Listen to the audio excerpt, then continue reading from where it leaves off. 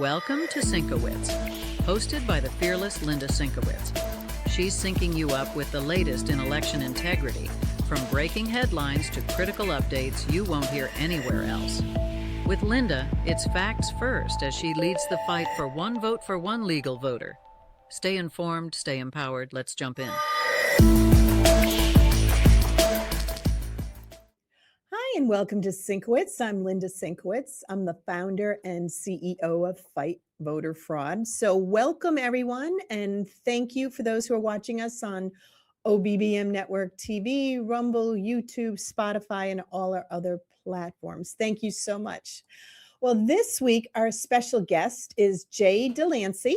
He is the author of Aliens Among Us, and we'll be getting to him shortly. The states we're going to talk about this week are Florida, Georgia, Kansas, Nevada, Wisconsin. Then we'll go to our election terms, our election trivia, our national news, then vote notes. As all of you know, this is a longer story that you'll be able to click on the link to read the rest of it. We'll talk about an international story. And then, as always, at the end are my final thoughts, which are completely unscripted. So let's welcome Jay Delancy. Hi, Jay. Or I should say Colonel. Was it Colonel? Lieutenant Colonel, yes. Lieutenant Colonel. See, I gave you a promotion. Telephone Colonel, as we call it. People hear Colonel, they flip out. Oh, okay, so Lieutenant Colonel. Yeah, it's all. Colonel. Yeah. Okay, so you wrote the book Aliens Among Us. It's true. Yes, thank you for having me, by the way. If you've ever wondered if there's aliens or illegal aliens, and we define the term at the very beginning of the book because it's a term that's fallen out of favor, but it's actually in the federal statutes that an alien is an unauthorized, I should have it ready. It's someone who has come into America, any person not a citizen or national of the United States. That's 8 USC 1101. So people ask me, why did you call it that? You should have called it some gentler name. I said, well, that's the legal definition of them. Now, the question is, do you have illegal aliens in your state that are on the voter roll? The answer is yes, because they're everywhere. And as proof, we found 3 different ways that people within the government have the information. And our goal is to make them share that information with election officials. You know, we're not a deportation agency. We're not in that fight, although I have personal feelings about it. But the fact is, just like the Tom Cruise character in The Firm, we want just to look for them on the voter roll. And, you know, the truth about it is that a lot of the non-citizens that are on the voter roll aren't there by their own deliberate actions to be bad. It's strange, but a lot of them are lied to. We've seen many cases where somebody lied to them, either an activist or a DMV employee, as we call them in North Carolina, or BMV, whatever they call your driver's license people. They're so spring-loaded to follow the law being the National Voter Registration Act, and the private right of action there will get them sued if anyone accuses them of illegally discriminating against somebody. So the result of that is they lean over backwards to register everyone to vote. So what we found is people, hundreds of people in one county over a 3-year period, in Wake County, one of the 2 largest in North Carolina, we found these people that had gotten out of jury duty and they claimed to be non-citizens when they did it. Now, getting the jury duty list, is that publicly available?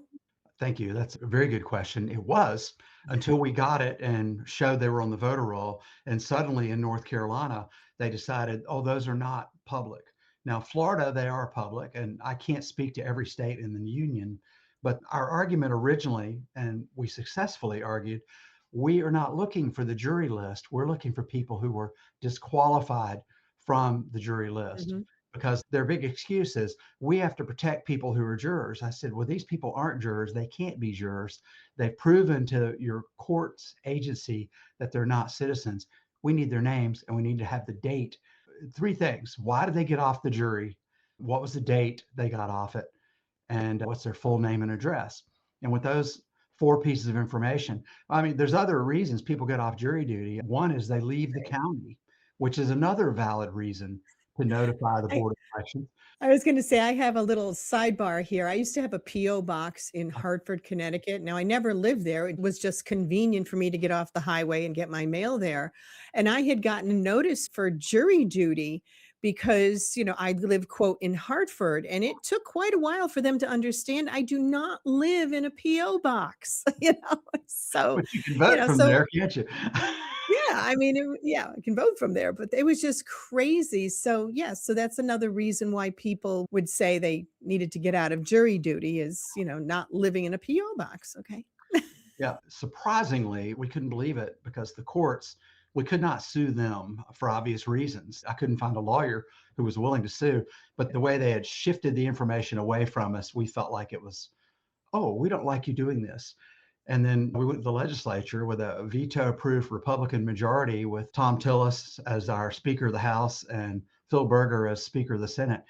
And they killed it. It made it through the House, and then Senator Berger killed it Nice. and killed it year after year after year. And finally, it took us 10 years, and we finally got the legislation in. We got it into the law, but they Mm. stripped out we wanted them to even report, but really anything that impacts the voter roll that another agency finds, that's going to be the end state goal, is that if something impacts the voter roll, they must notify the Board of Elections as a matter of regular practice. We're not there yet, but we've got our camel's nose under the tent with the non-citizens. We still don't have the relocated people who've notified the clerks that they've moved. We don't have that yet, but we'll get there. It is absolutely amazing. If people knew how much pushback we get as election integrity people on very common sense things. I mean, the left hand needs to know what the right hand is doing. And in Yeah, order for something to work, we need this information, and there we go. Yet they fight it. Well, we know why they fight it, right? yeah. Well, it's just like the border. The same politicians who don't want to defend the border don't want to defend the ballot box either. And I'm sad to say that they're in both parties. And that's Mhm. we've learned that with the Trump phenomena that they're not just Democrats that are opposing Trump, and he's about the only person at the national level really helping us fight this fight. I shudder to think of what would happen if Harris had gotten in. Oh my Linda, goodness. you and I, We would already be a communist country. I mean, we're slowly slipping into that and we can stop that, but it has to have things like you and your organization and the stuff that you talk about in cleaning the voter rolls because the voice of the people, US citizens, 18 years and older and qualified to vote in their particular district. And that's all we're really shooting at is trying to get clean voter rolls. yes. Now back to the book, to segue here. The whole goal is to empower people. I mean, it's a North Carolina story, but it empowers you in what to ask your elected officials and your agency, however your state's set up. Because another office that is loaded with non-citizens is whichever office oversees your notary publics. Because notaries, I don't know about your state, but I'm pretty sure everywhere, when a notary witnesses a document, they have to fill out a logbook and they get the ID card from the individual whose name is on the document.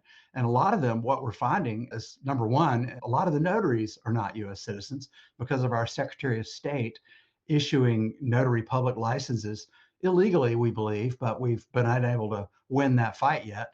That there's a portion of the book that talks about that battle because it's really important for people to start asking these hard questions. And we show you what the hard questions are to ask.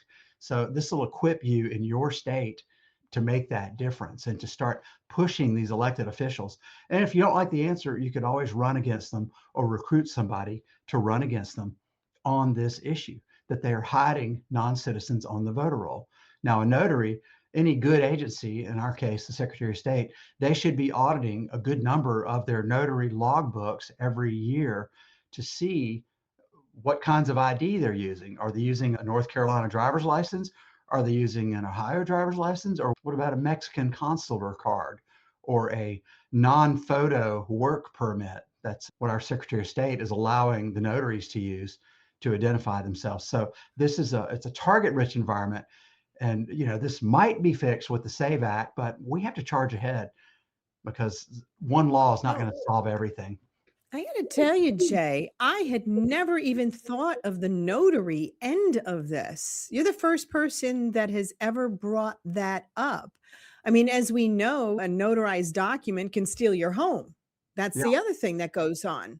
Mm. So that's even more important for the notaries to make sure that they are US citizens.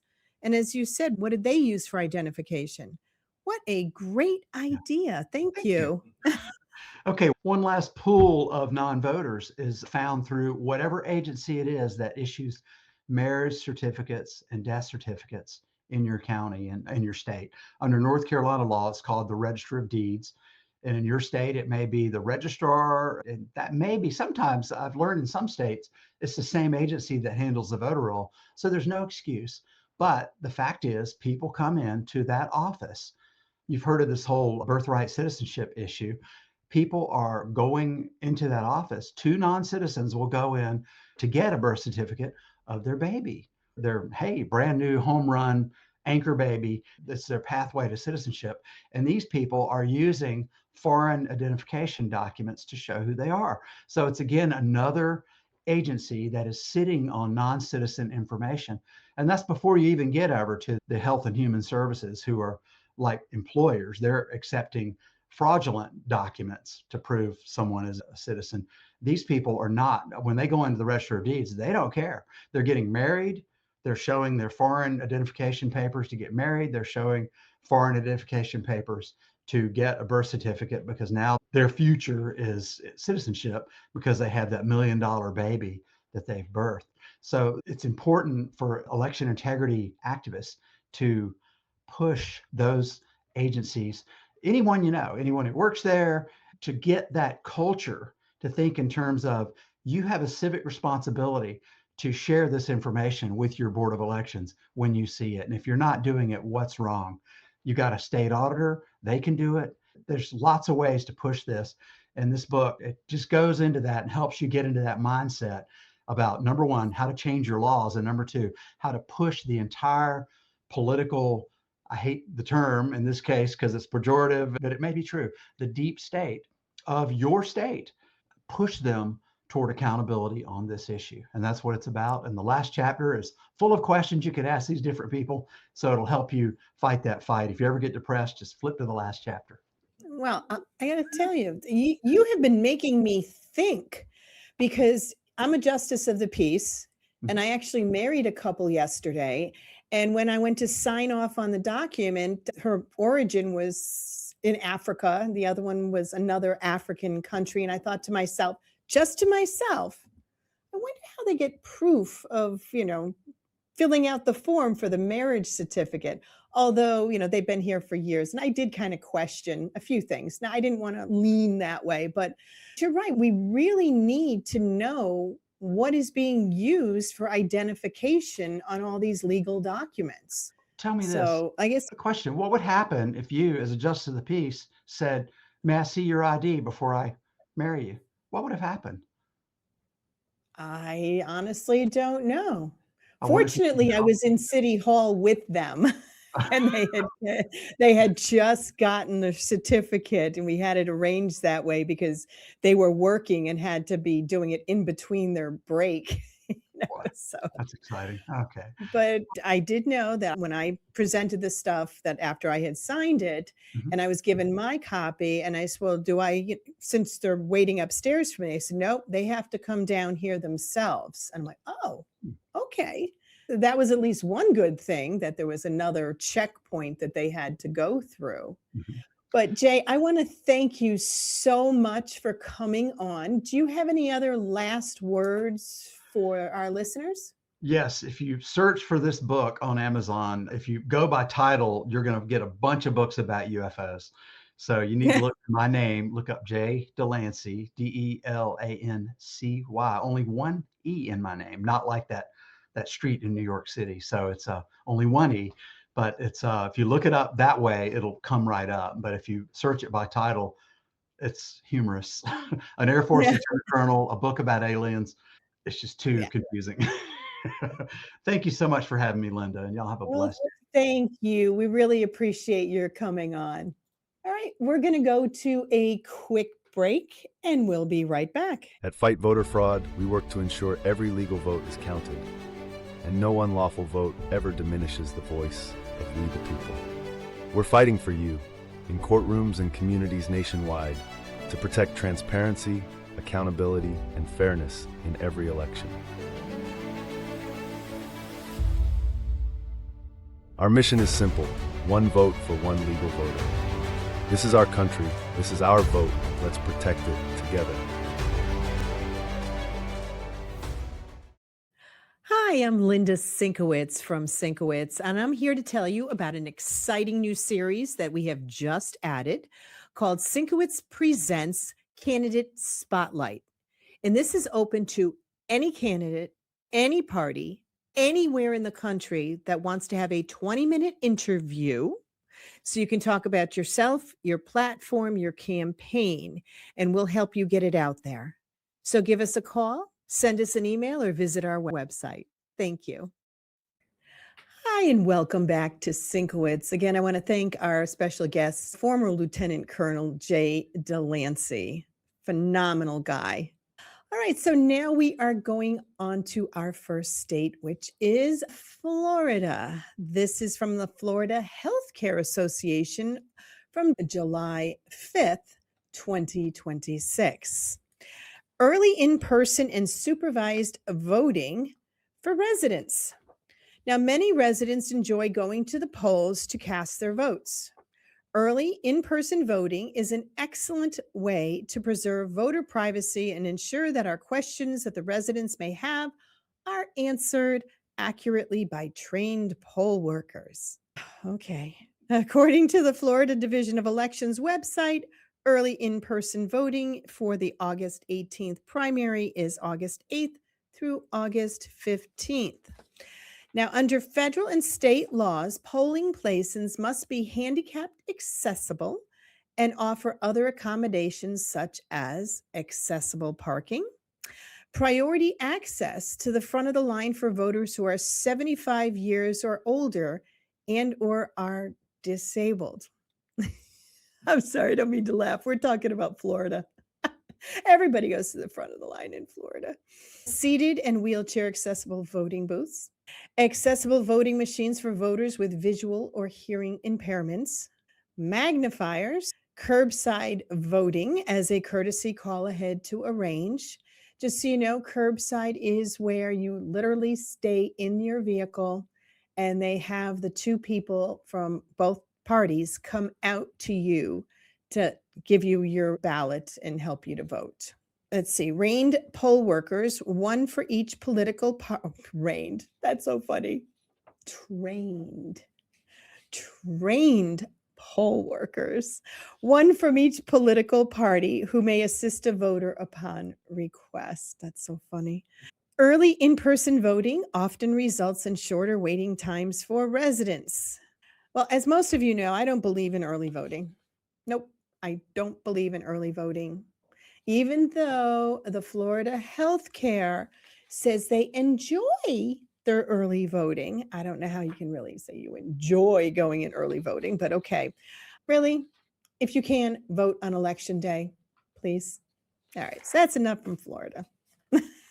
The reigning poll workers trained. Okay, we're going to go on to the state of Georgia. This is from Discover Dade, June 30th, 2026. Georgia Secretary of State responds to U.S. Supreme Court ruling on mail ballots. Georgia Secretary of State Brad Raffensperger says Georgia's absentee ballot deadlines will remain unchanged following a U.S. Supreme Court ruling that allows states to decide whether to count absentee ballots received after Election Day. The Supreme Court ruled Monday that federal law does not require states to reject absentee ballots that arrive after Election Day if they were mailed on time. Instead, the court said states may establish their own deadlines for receiving mailed ballots.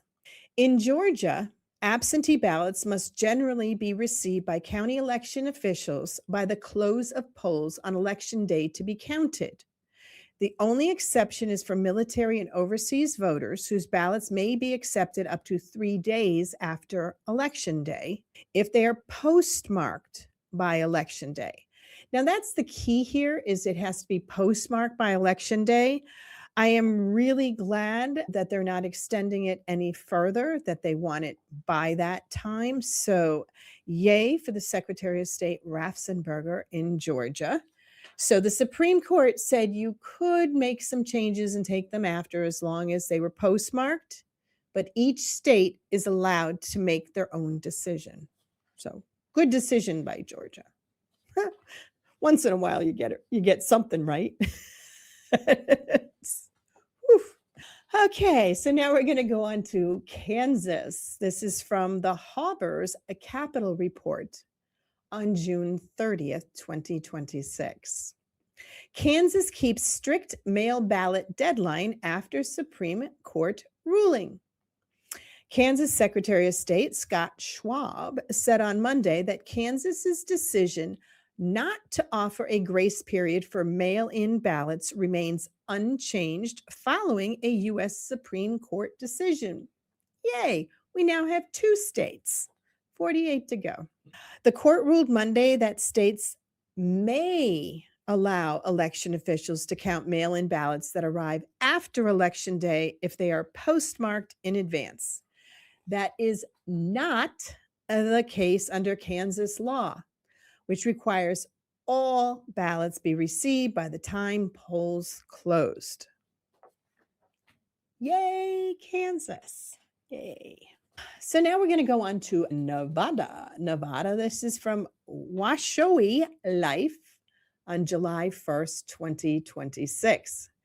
Registrar of Voters to begin post-primary election voter list maintenance efforts.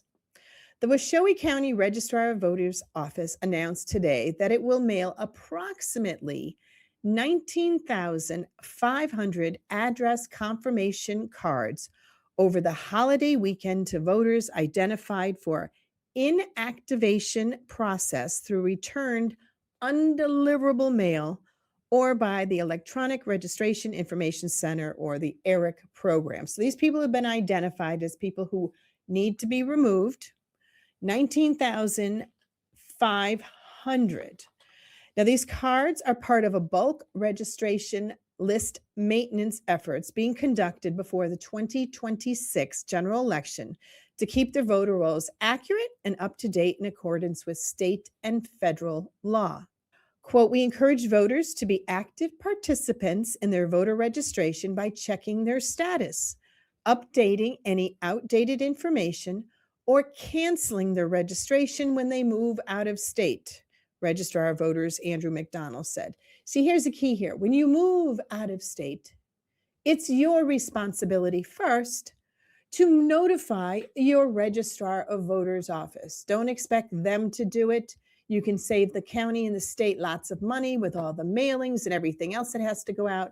Or for people like us, who then have to go and show your election officials that you moved from the state of Nevada to the state of Texas 8 years ago, yet you're still on the Nevada voter rolls. Okay? So it's up to you. Wisconsin, it's our next state. And this is actually a press release. We probably should have a drum roll on this because this is from a Democrat. Tammy Baldwin, she is a senator, and this is from July 1st, 2026. Notice I'm not pulling out the tissues on this one. We have something I actually agree with that a Democrat is putting out there. So Baldwin calls for investigation into USPS delays during Wisconsin's spring election. Baldwin, quote, if the election mail delays that we saw this spring are not addressed, they are likely to disenfranchise an even greater number of voters during the fall elections, unquote. This press release, Washington, D.C., U.S. Senator Tammy Baldwin called for an investigation into the delays by the United States Postal Service, the USPS, during the Wisconsin spring election that led to hundreds of Wisconsinites across the state not having their votes counted. Baldwin notes that hundreds of Wisconsinites sent their ballot before Election Day, some as early as weeks before the election, but were deprived of the right to vote because of delays by the USPS. 2/3 of Wisconsin's local election officials across the state reported problems with the mail during the April 7th election, with some reporting election mail taking 7 to 10 days or more to reach polling locations. And it goes on from there. And I got it, and it actually has the letter in there as well. Yeah, there should not be those kinds of delays. This is not the Pony Express anymore. They're not being shot at by arrows. They're in their vehicles moving along, and we have a system. And if it's done properly, the mail actually moves through the system. Although I'm sure a lot of people have noticed recently, and I know I have, that mail is taking longer than it should when certain things are mailed. I was going to just say a little sidebar to this is I got something sent to one of my business's P.O. boxes that came from one town in Connecticut. It had the yellow sticker saying it moved to this other town, yet it sent it to me, which was in a completely different town. And I handed it to the postmaster and I said, this isn't for me. This is supposed to go to another town. She's like, oh, that happens. Really? How many people, when you get mail that wasn't to you, do you just toss it out? Or do you actually hand it over to the postmaster? Okay. Just wanted to throw that in. Wisconsin, USPS, come on, get with it. There's no snow right now. Hopefully that's something that'll help. But really, we need to have the mail delivered in a timely fashion, which the March 31st executive order from Trump is certainly going to help that happen. Okay, we're going to go on to our election term. This is from Generation Nation on July 5th, 2026. Our word of the week, propaganda.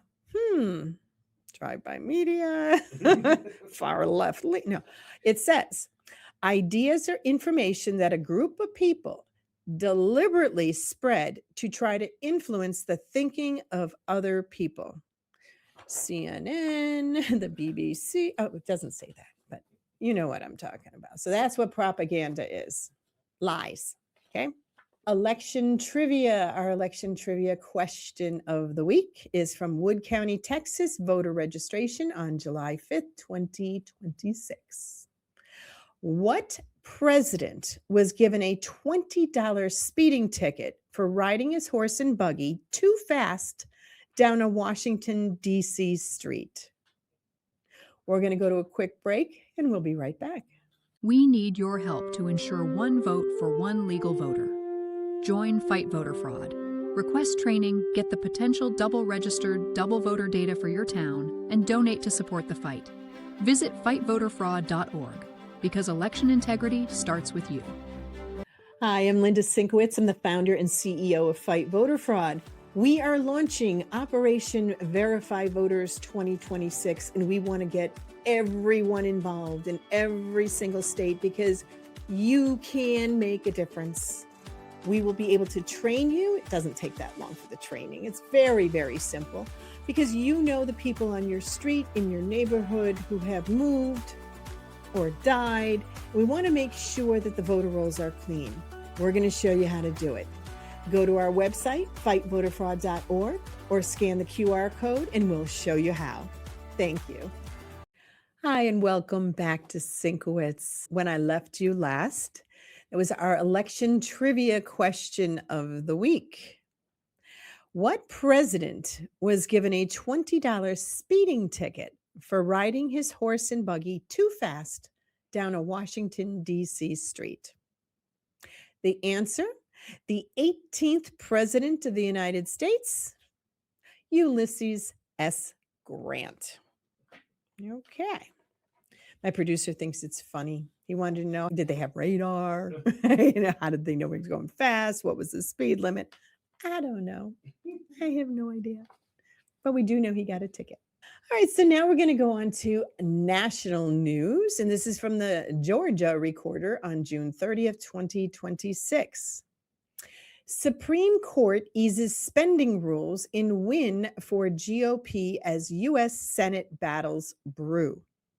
The U.S. Supreme Court struck down federal limits on how much political parties can spend on candidates Tuesday, likely increasing the flow of cash into federal races. Likely? Of course it is. You take the limit off, and of course there's going to be a lot more money being spent on the federal races. Now, Republicans celebrated the decision as a victory heading into November's pivotal midterm elections when Democrat U.S. Senator Jon Ossoff is attempting to hold on to his seat against Republican Congressman Mike Collins. Ossoff is the only Democrat up for re-election in a state won by Republican President Donald Trump in 2024, which makes him a major target for the GOP. The 6-3 decision along ideological lines, the conservative justices found that limits on a national party's ability to spend on federal candidates violates the First Amendment's free speech protections. The ruling doesn't strike down individual contributions limits, but allows parties to fully coordinate expenditures with candidates, said Georgia State University law professor Eric Segal. Quote, before today, there was a limit to how much money they could spend in a coordination with the candidate, he said. And that's a difference that matters. After today, both political parties can spend unlimited amounts on their own candidates, and that means paying their bills for them directly, added Segal, who criticized the decision as likely to increase political corruption. I'm not going to answer that one because now they say, oh, what money do you need the most? I need money for advertising. Well, here's 10 million. Okay. So that was our national story. See, I tried to button my lips. Now we're going to go on to vote notes and oh, Tim, I need the box of tissues. Thank you. Says it at the top. Lots of wah-wahs. So whenever there's wah-wahs, we got to have our tissue box. Okay, and as you all know, our vote notes, I'm not going to read the entire story. You can click on our link and it'll bring you to the rest of the story. So this one is from the Union Bulletin from June 30th, 2026. More states tighten voting rules ahead of midterm elections. At least 9 states have passed voting laws this year that will make it more difficult for some voters to cast their ballots during the midterm elections in November. In other words, more difficult for non-citizens, illegal people, dead people, and all the people who shouldn't be voting. Okay. Lawmakers in Florida, Kansas, Kentucky, Mississippi, Nebraska, New Hampshire, South Dakota, Utah, and West Virginia passed laws between January and May of this year restricting access to voting, according to an analysis of publicly available data by the Brennan Center and the Goldman School of Public Policy at the University of California at Berkeley. Whew. If I had 2 boxes, I'd be holding up 2 boxes. Champions of such laws say they protect election integrity and ensure that only U.S. citizens vote in elections. That's what we want. But these whiners and complainers say, here's one in Mississippi, rural voters may have to drive hours round trip to reach the office where they can obtain official records, says Sonia Williams-Barn, Mississippi Policy Director for, drumroll please, the Southern Poverty Law Center. Doesn't that name sound familiar? They're the ones funding the KKK and going after them and a whole bunch of others. Oh, allegedly. They have not been prosecuted yet. But again, anything from the Southern Poverty Law Center is more than slightly suspect. Oh, yeah. Oh, yeah. Lots of our money was wasted through them. Well, anyway, they're busy complaining. Oh, here's another one in Kentucky. Kentucky's omnibus elections law passed in April includes a provision granting federal authorities the right to check voter lists for people they believed aren't citizens. Oh my God. to actually be able to check to see if they're a U.S. citizen. Mississippi's law requires that the state check prospective voters against a federal citizenship database. Yay, Mississippi. In Kansas, a new law requires Kansans to use, I'm sorry, I probably should have read this ahead of time, to use the bathroom of their biological sex at birth in government buildings. Also says Kansans may use the gender of their biological sex at birth on their driver's licenses. This could invalidate one major type of accepted identification that Kansas voters must show to be able to cast a vote in person. It particularly affects transgender voters because it invalidates documents such as birth certificates and driver's license they were previously issued to them. That's right. They were allowed to change it to whatever sex they felt like being that particular day. Well, now that's not going to happen. So they have to go back to when they were born. Actually came out of the womb. And were you a boy or a girl? Remember, for those of us without TDS, there are only two genders. So as I said, that's the vote notes. You can click on it, read the rest of the story, get some chuckles. If you're on the left, bring that with you. So now we're going to go on to international news. And this is from Peru. And this is from Al Jazeera on July 3rd, 2025. Now, Keiko Fujimori officially declared winner of Peru's presidential race. Now, Peru's electoral authority solidifies right-wing Fujimori's narrow victory over left-wing Congress member Roberto Sanchez. Right-wing candidate Keiko Fujimori has been declared the winner of Peru's presidential race by the country's electoral court, the National Jury of Elections. Friday's announcement comes weeks after the June 7th runoff election against her left-wing rival, Congressmember Roberto Sanchez. Fujimori had a slight lead after the vote count ended earlier this week, and the official tally released on Friday shows a razor-thin victory. She took 9,223,000 votes to Sanchez's 9,173,000 votes. A new stage begins, Fujimori wrote on the social media platform X on Friday. Quote, "We assume it with responsibility, humility, and a deep sense of duty. Each day of this transition process is an opportunity to listen, engage in dialogue, and arrive prepared at the start of the new government." Now, she is the daughter of the late former president, Alberto Fujimori, who had been jailed for human rights abuses. Well, let's hope it's not daughter like father, right? Okay. So she is now the president in Peru. Now, the administration of the United States, President Donald Trump, which has supported several right-wing candidates across Latin America, had backed Fujimori.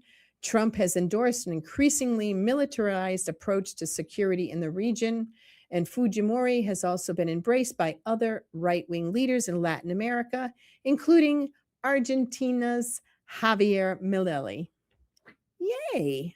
We're finally turning the Southern Hemisphere, or South America, Latin America, into actually thinking like we as Americans do. I probably should preface that, as Republicans, Americans do. Because as you know, we're going into our final thoughts. And my final thoughts are the fact that we just celebrated our 250th birthday of the United States of America. Yet there were 5 states, including my home state of Connecticut, that refused to support it down in Washington. Now, as I told you before, we did have some people that were going down there and representing us. And I want to do a shout out to Reese Hopkins. He was broadcasting his program from down there. Also, I want to make sure people know that Betsy McCoy, she was a previous candidate for running for governor in Connecticut and withdrew her nomination at the convention to allow the Republican Party to unite under Ryan Fazio, who is our Republican who is running for governor. He's one of our senators here, one of our state senators. So I want to make sure people know that she was down there as well. And she brought some historic photos to represent Connecticut because basically we had nothing. We had 2 chairs and this dinky little table. Nothing. This is what our governor sent. And 2 other people that need a shout out as well is Senator Rob Sampson. Rob, I want to thank you so much for your patriotism and going down there. And I also want to thank our state representative, Ann Daphnes. She was down there as well. Thank you, thank you, thank you for us to be able to have some representation. And as I mentioned before, the money that we needed to send our stuff down there to really show off Connecticut, they thought it would be about approximately $100,000. Well, Lamont took $80,000 and gave it to the LBTDQXYZ parade in West Hartford. And when a businessman came forward with the money, our governor told him it was too late. So I am so glad we had representation. One of the most historical events that I will ever see in my lifetime. And Connecticut was not being represented because we have a far left, communist, socialist governor. Our state right now, I'm going to let you people know out there, Connecticut is a mess. And if there's anybody in Washington from Doe's watching, please, please come to Connecticut. I know you're in here, you've got a few investigations going on, but we really need Connecticut back. So please, we need some help here, a lot of help here. We're also one of the states pushing back at the voter rolls. We don't want to give them to the Department of Justice. Well, we know for a fact that they are so corrupt, it is unbelievable. We do our analysis. We can tell you exactly who should not be on our voter rolls, yet they're not being removed from the voter rolls here in Connecticut. They are being ignored. The deceased voters, and I know some of you are out there saying, oh, dead people don't vote. Yes, they do. They do vote. So in order for your vote to be heard and your voice to be heard, because you can't hear a vote. I know what I just said. I thought that was funny. In order for your voice to be heard, you don't need it diluted by people who should not be voting in the elections. Unlike the League of Women Voters who say women are too stupid to be able to change our last names. And that's why we shouldn't have the SAVE Act and all this other, wah, garbage. Don't listen to the League of Women Voters. And I think I may do this every week in letting you know who not to listen to, okay? You don't listen to NPR. Do not listen to the PBS. Do not listen to the ACLU. They are not protecting you. They're not protecting you. Maybe they did years ago for the people that are in unions. Yeah, maybe they did. Not anymore. Not anymore. And it's their specific goal, not just across the country, but even more specifically in Connecticut, is to protect the illegals, the murderers, the rapists, the child pedophiles. I mean, the list goes on and on and on. And you can always tell a Democrat because they don't smile. They don't smile at all. They have this dour look on their face. They're looking down. They're grumbling to themselves because they hate America. They hate our country. We have Senator Murphy who did the No King's Day instead of celebrating. I mean, come on. He needs some help. He needs some serious help. Like I bring up all the time. I mean, we've got Blumenthal, Senator Blumenthal, who lied about his service record. You've got Murphy, who is just out there in Never Land. And then we have the purple hair Rosa DeLauro with the finger, who's out of her freaking mind. I don't know how many decades she's been in office. She's got to go. Who would vote for her? Oh, wait a minute. I know. People that want to make sure you have the illegals. And that's the other thing. Our Secretary of State refuses to clean the illegals and non-US citizens off the voter rolls. And it is very simple to do that. Just reach out to the Department of Justice, have the voter rolls run through the Alien Act, and it will spit out and let you know exactly who the people are that are not US citizens. And it is only our Secretary of State that can do it. So I'm urging you, and this is everybody in all the states that didn't want to go along with the Department of Justice asking for the voter rolls. They're not stealing your identity. Forget listening to these far left lunatics. They're not. Your last 4 digits of your Social Security are just an identifier to make sure that it's you that they're looking at. I mean, all these lies that are out there. And it's not just about the voting stuff.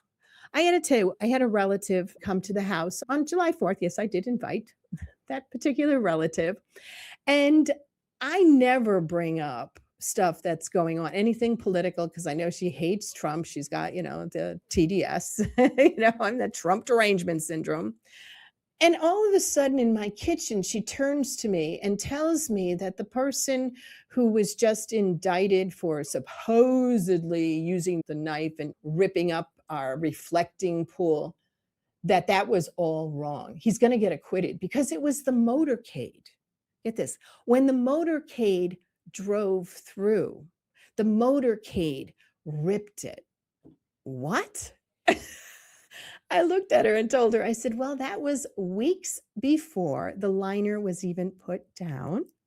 They didn't drive through that part. And as far as witnesses, because she said there was nobody saw him do it. And there was at least 10 people, some from the Department of Justice, some from the State Department, and a National Guard person actually saw them, 2 hands pulling and ripping, and told him to stop. I actually left her speechless. Once again, there is so much negative and there's so many lies that are out there. Again, Trump derangement syndrome is real. If you have it, please get help. You need help. All right, I want to thank everyone again for watching us. And before I go, I want to let people know that we do have hats, shirts, mugs that you can get. And we have another website called proudvigilante.org. That's where all our merchandise is. And a little sidebar on how that came about. That's when we were in the Supreme Court here in Connecticut back a couple years ago. And Attorney General Tong referred to me as a vigilante. We were not vigilantes. We legally had the right to do what we were doing. So instead of, having to use the tissue box because I was called a vigilante, that's how we came up with our Proud Vigilante slogan, T-shirts, hats, mugs, everything. So that's where that came from. And purchasing that will help fightvoterfraud.org, which produces this program.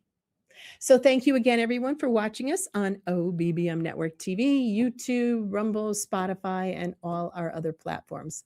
Thank you again.